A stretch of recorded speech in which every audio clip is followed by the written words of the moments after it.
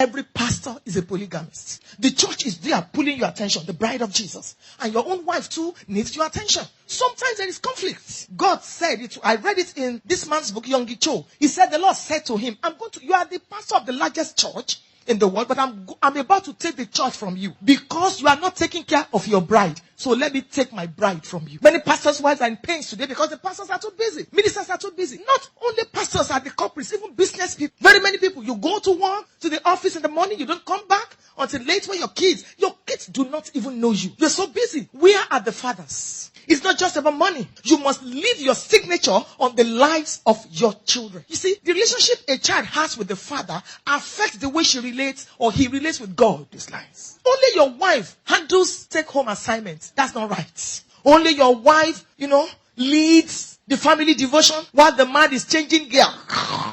You are still sleeping. You say, I'm tired. Go and lead the children. You are losing it, man.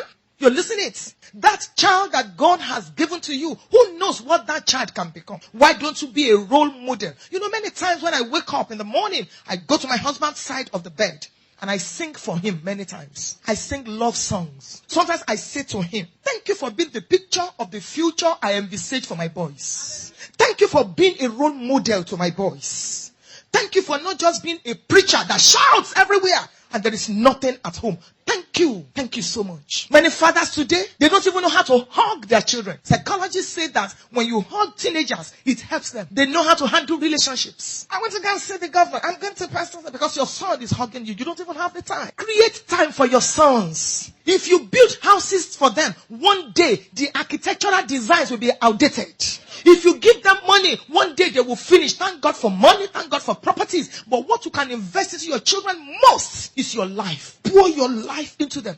Encourage them. Fathers are for strength. Mothers are for comfort. You must make sure that you give strength to your children so that they can have a glorious future. Look at African leaders today. If they were raised by proper fathers, we won't have the problems and the challenges that we have. Where are the fathers? There are things you don't delegate in life. I'm a very happily married woman. Even the devil in his craziest state knows that I'm happily married. But as close as I am to my husband, there are things he can't do for me. I can't say, hello darling, I'm hungry. Can you go and eat for me? Life is so individualistic in nature that there are things you don't delegate. And as I speak to the fathers, I speak to the mothers too. Some of you, grandmas are the only ones helping you to shape the destinies of your children. Your mother lived her life. She's helping you to live your life. Shame on you. Grandmas are fantastic. I'm looking forward to when I will become a grandma. But excuse me, grandmas are to spoil the children. You are to train the children. Create time for your children. A child is like a plain sheet of paper. It is whatever you write on it that will be written. That is why I encourage women. Stop giving birth to kids every year. Go and do family planning. God says you should subdue. Subdue means plan. Plan means family planning. What are you looking for in the labor room the 6th time? If I were to just get married now, I will have 2 kids. I got married almost 30 years ago. You know school fees now. You're looking for a boy. And because of that, you want to kill yourself in the labor room? Let me tell you something. God forbid, if you die, I give your husband 1 year to remarry. And you know the person your husband will marry? Your PA. Or your secretary. Now let me shock you. You know what is happening in Nigeria now? They now marry the junior sister. The girl has been living with us for 13 years. The kids are used to her. She's my wife's sister. If you are sitting beside a woman, help me elbow her. Don't die. Oh. Don't die. Don't kill yourself because you are looking for a boy or you are looking for a girl. God forbid. If you kill yourself while you are still in the morgue, the man will tell somebody, can you make some tea for me? While the person is going to say, come back, make Milo, make it very thick. You are still in the mug. You shall live long. There are things you don't delegate. Fathers must be secure enough to encourage their children to succeed. Where are the fathers? Was it not Isaac that blessed Jacob? As I was meditating, I said to myself, fathers are ladders. You want to rise? A secure father, spiritual and biological, will give you his shoulders. I said, right. Fathers create platforms for their children. Fathers stand by you until you succeed. Who is a father? Covenant pillars, nurturers, mentors, Mirrors. You look at your father and you say, I'd like to be like this when I'm old. Your children, you're not perfect, but your children should be able to look at you as a mirror and say, yes. My father. Let me share this joke with you. Kids were graduating and students were being called out to receive awards and collect prizes. 6, 7, 8, and all that. And the father was there with his son. And the father said to the son, look at correct children. Look at them. You did not collect anything. Look at these children. Anyway, the boy was sober. After the prize giving service or whatever, they were on their way home. No car, both of them stood and they were trying to wave down what you call Okada in Nigeria, motorcycle. And all sorts of cars were passing. And the boy turned to the father and said, see correct fathers.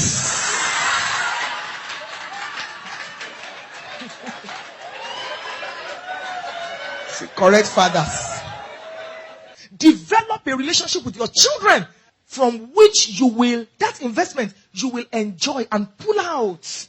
From which life will pay you tribute when you are old. I have many fathers in Africa that are suffering, sinking, smelling in one dark room because when they should be taking care of their children, they were not there. Particularly polygamists. My own is different from our own. So once there is no wife that is responsible solely for the man's life, when he's old, everybody takes care of his children. Of her children, beg your pardon, and the man is there. So if you live your life now and you can sleep with anything in skirts, I pity you. You sleep with house help, you sleep with this one, you sleep with them. In the evening it will show. 3 women have children for you. Don't worry. I'm watching the time for you. You will soon be old. You keep cheating on your wife. Nobody can correct you. You say to your pastor, if you report me to pastor, I'll stop coming to church. You want to go to hell? Go ahead. You live your life anyhow. Some men are so irresponsible. You have 2 kids and then you just walk away as if nobody, what can anybody do? You have forgotten that the big boss is upstairs. He that created the eyes, he can see. You think that woman is helpless, she cannot do anything. So you leave her with 2 kids, you leave her with 3 children, and you move in with another woman and say, my wife is a witch. Why are you a Christian? Deliver her if she's a witch.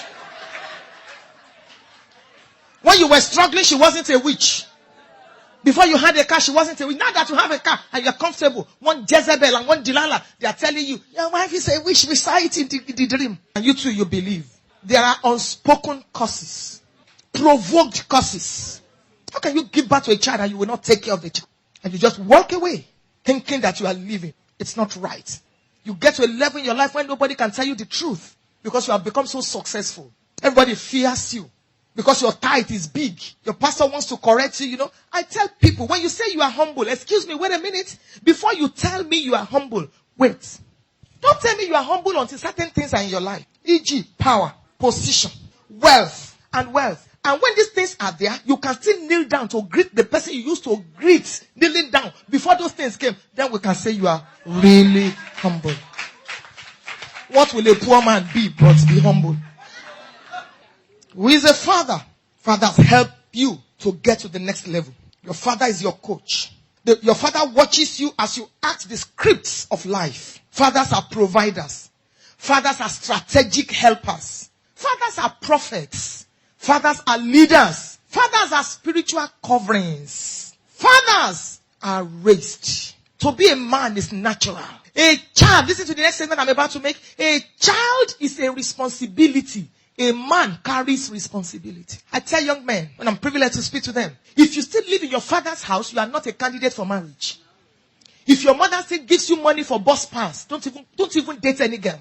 Because marriage is not for boys and girls. Marriage is for mature men and women. Marriage is wonderful. I'm in it. But it can be full of awesome responsibilities. Marriage. They say love is blind. I say love is blind, but marriage is the eye opener. So, when you want to get married, or you are looking for somebody to marry, close one eye in prayer, open the other one in watching. Look very well. The fact that that person sings in the choir does not mean that he's an angel. Every marriage goes through 7 stages. If it will break or it will stand. Every marriage. So don't think marriage is hard work. Don't think that because the sister, It is when you get married, you will know that your brother can snore like locomotive after marriage. That's when you will know that your sister's pants can turn, the white one can turn maroon. That's when you will know that, is she this disorganized? Marriage, after the honeymoon, you will see what we call normal life stage. Your eyes will open, bam. Yes. This is it. And you can't go out except you don't want to go to heaven. Where are the fathers? You must be a father at home. Father your wife. Some men should be the wife.